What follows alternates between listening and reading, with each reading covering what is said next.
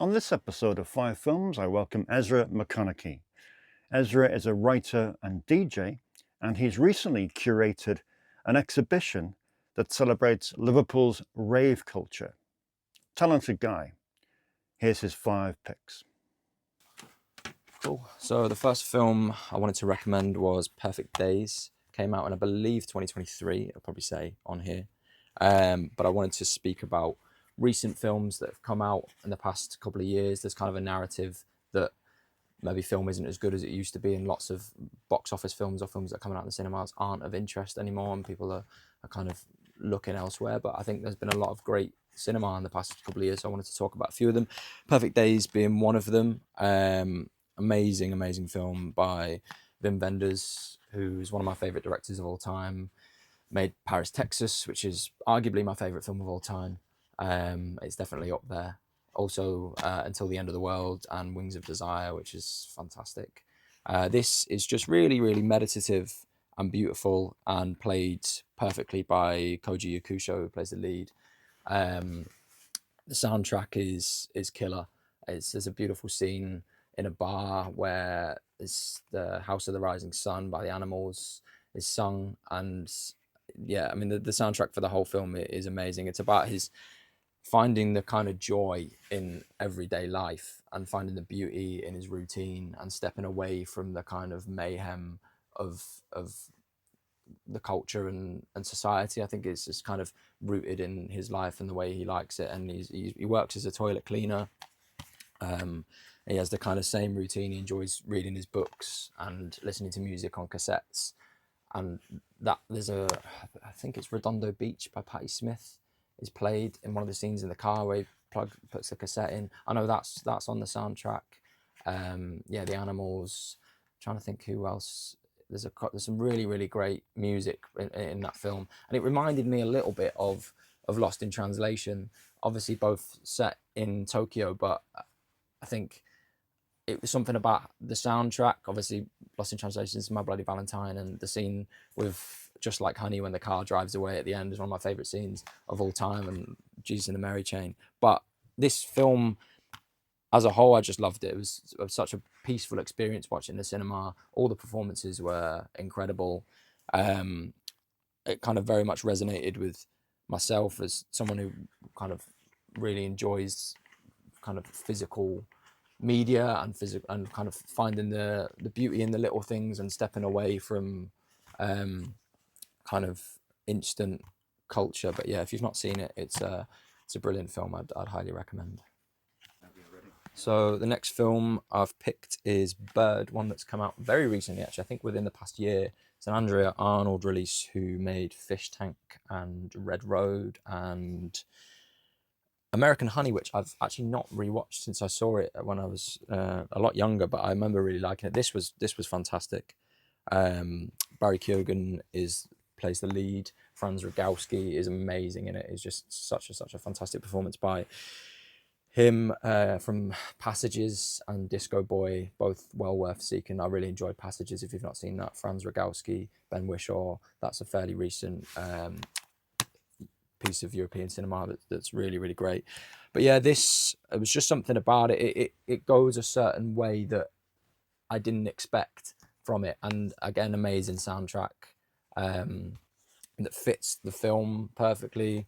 Some really great Fontaine's DC songs in there, and Blur and The Verve, and it just kind of winds its way into the film perfectly. The star of it is Nikia Adams. She's just fantastic as a lead, but it's very tender.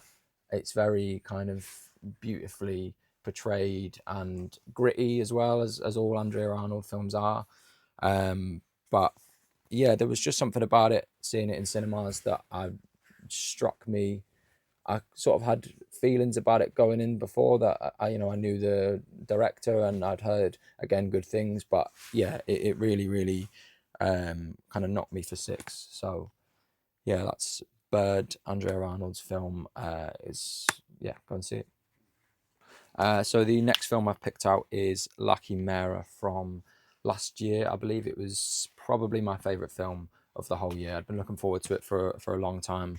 Alice Rohrwacher, the director, is an amazing director. She made Happy as Lazaro, which is one of my favourite films from a couple of years ago.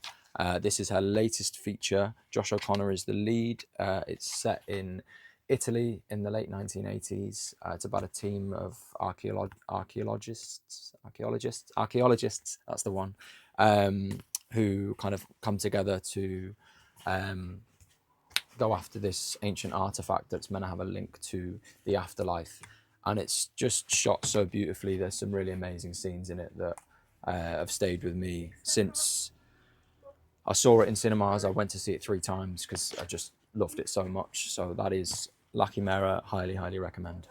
Cool. So the next film I wanted to recommend and talk about is Ennis Men by a filmmaker called Mark Jenkin. This came out a couple of years ago, but it's a fascinating film, and it's in that kind of psychological folk horror genre, but it's hard to describe, but it's definitely one you need to watch for yourself and make your mind up on it. It's set on the Cornish coast in the 1970s, and it's very eerie, hauntingly beautiful. It's shot all on 16mm, and it's just really beautifully shot, and shot in a way that kind of makes you not want to look away at any point to miss anything. The kind of premise is there is this plant, like a lichen, I believe it is, that is kind of like invested within this person, and they're kind of tending to it every day, and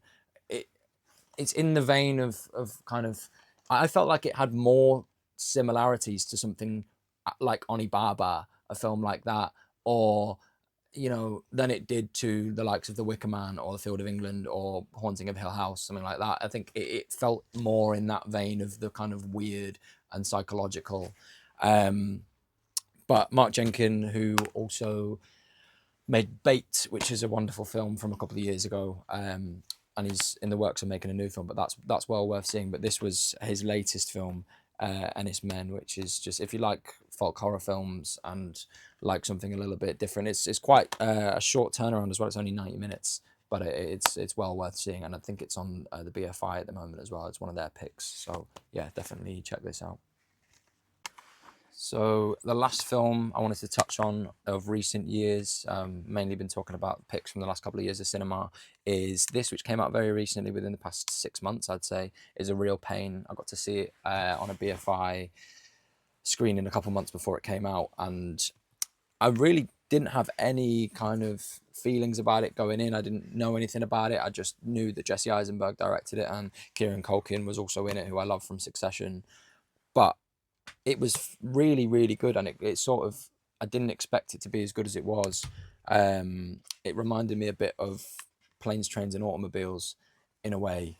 It kind of had that sort of John Candy, Steve Martin type feel to it. But it's set in Poland. It's about 2 cousins who go on a trip to kind of connect and find themselves and kind of trace their ancestry and their history. The grandmother was from Poland, so it's about them kind of, but it's very funny, and again, something that kind of I didn't expect when I went in to see the film.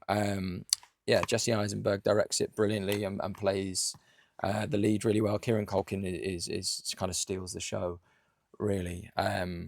But it's kind of a mismatched comedy in the vein of Planes, Trains and Automobiles. That kind of, it had that feel to it, to me anyway, but it's very funny, and yeah, just I really enjoyed it, and I didn't think I would enjoy it as much as I did, which is often the sign of a film that's had a kind of big impact on me. So yeah, A Real Pain is one I'd definitely recommend.